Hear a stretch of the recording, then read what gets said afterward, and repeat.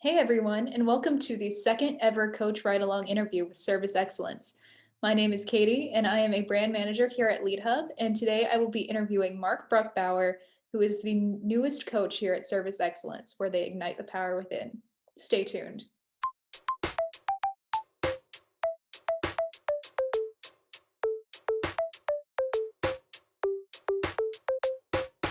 So, hey Mark, welcome to Service Excellence. Welcome to the Thank you.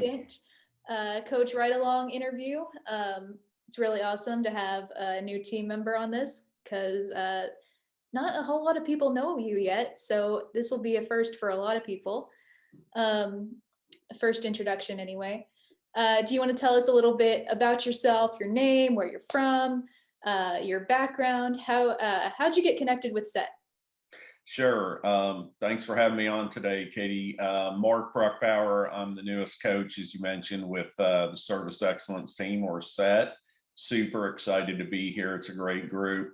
Got connected with SET. I knew Chris Elmore from a previous life, working together at a big franchise organization, as well as James Walker, Chris Laudermilk. So I knew maybe a third of the staff from a previous life, again at a former employer.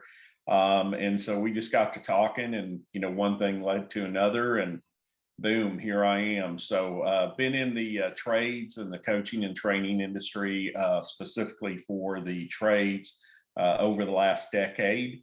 And then prior to that, have always been in business, done some entrepreneurial things, worked in corporate America, Fortune 500, as well as smaller organizations, in coaching, training, and sales primarily. Awesome. Cool. So what did you do in the trades? Were you in plumbing specifically, or HVAC? No, great question, Katie. I actually was most recently a franchise business coach, coach and trainer, specifically to over 40 plumbers in the state of California. And then also had a client in Alaska, which was kind of cool to go up there. Oh Had yeah. a client in Louisiana, down on the bayou, which was fun to see the alligators. And then one out in West Texas, and then also worked in some other regions of the country previous to that. So specifically, at least for the last 5 years, was working with plumbing organizations. Awesome. That's cool. You get to travel with that career path, which is really awesome. You get to see a lot of the parts of the country. I like Right. that. Little fun fact about me, Katie, is I've been in all 50 states. Oh wow. Yeah. That's that's awesome. I Some was of them better than others, but I've been to all 50. yeah, that's probably true. There's probably some that are a little ahead. Right. Cool. So you said you've been coaching for a while now, especially with like franchises and plumbers and stuff. What is kind of your specific approach to coaching? I would say collaboration, right? It's a joint journey. So if you're going to climb this mountain to achieve success, and I was explaining to a potential client this morning on a call, you have to kind of realize that it's a gradual climb, and you have a Sherpa, right? You have a guide, and so we can be that guide for you. Again, my style is very collaborative, and I want to help the ownership and the team realize that we're going to take steps together to ascend to that peak, and it's not an overnight climb, but it's something that we'll do together. And if you're willing to put in the work, we'll get there together. So very collaborative. Awesome. Awesome. And I I really like working with y'all, especially because like at Lead Hub, we're a strategic partner with Service Excellence, but we have several shared clients, and it's really great being able to work together with both the marketing and training side of it. Sure. And I mean, I've found like when the clients I have that invest in both their marketing and their training, they really tend to thrive after they have both going.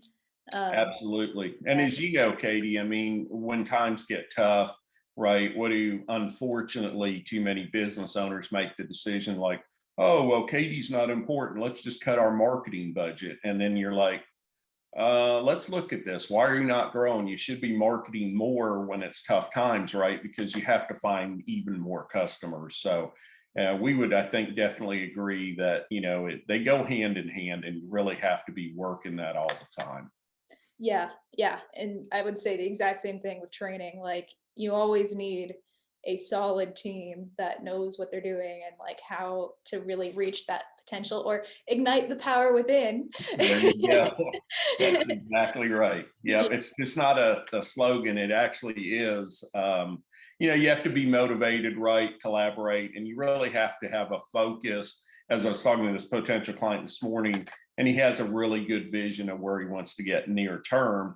And then I said that, what you have to do then is build in the concrete steps for achieving that vision, because then it becomes really tangible and you can picture it. So collaboration, and then again, just helping people get to where they want to go, with offering, like you said, the training or the marketing and the things we do. Awesome. Yeah.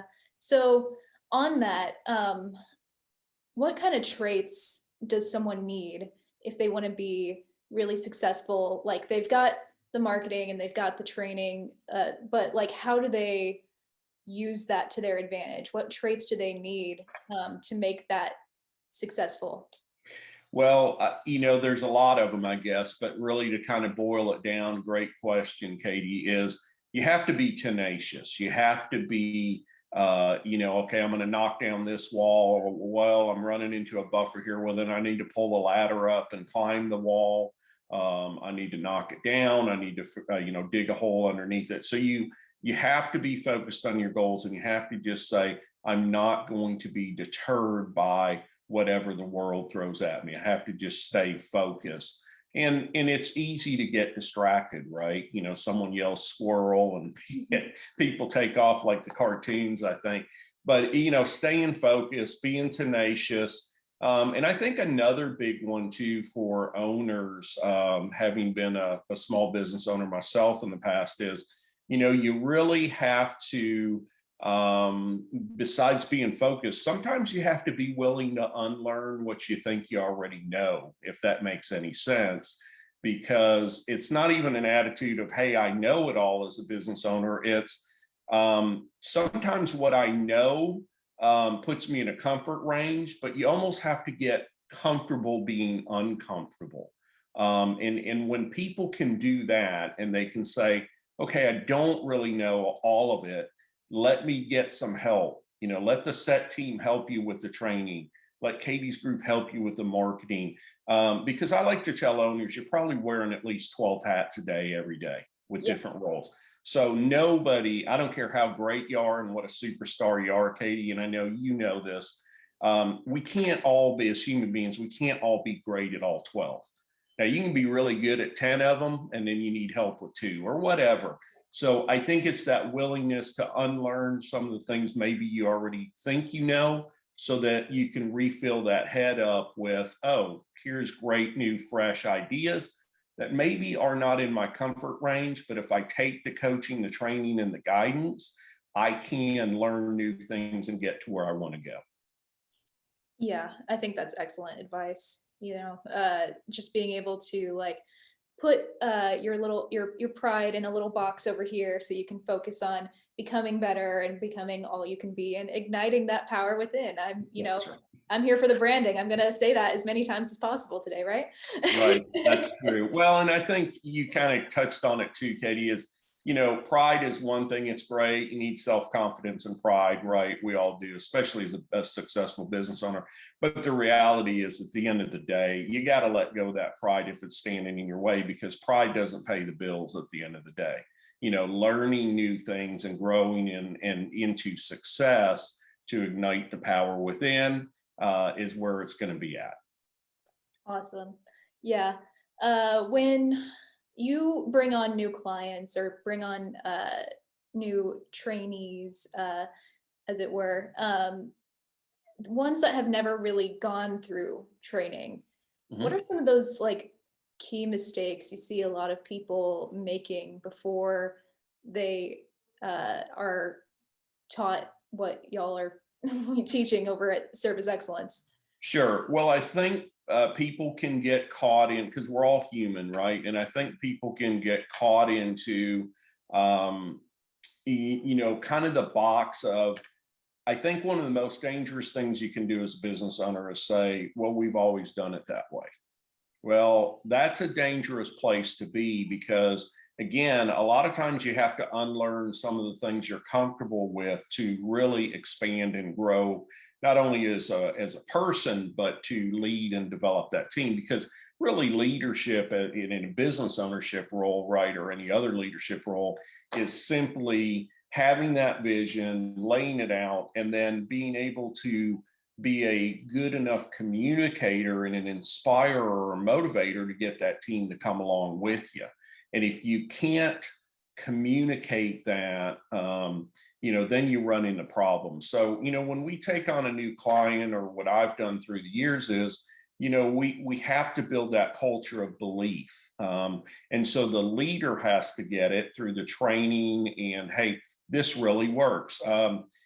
Chris and I were on an on-site a couple weeks ago with a client, and we did some ride-alongs with the technicians, as we always do. And Chris gave them some specific advice about, how to relate a certain technique to the homeowners, and it was really amazing. And we both laughed about it. But at the end of the day, they had tried this, and it worked multiple times.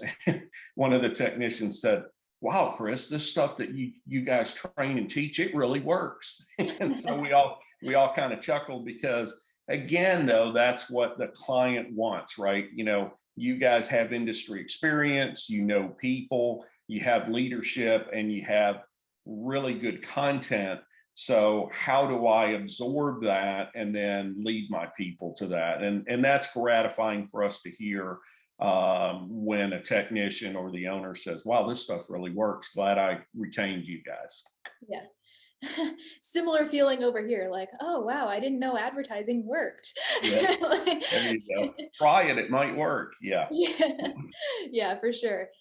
Uh, we've covered a lot of ground here.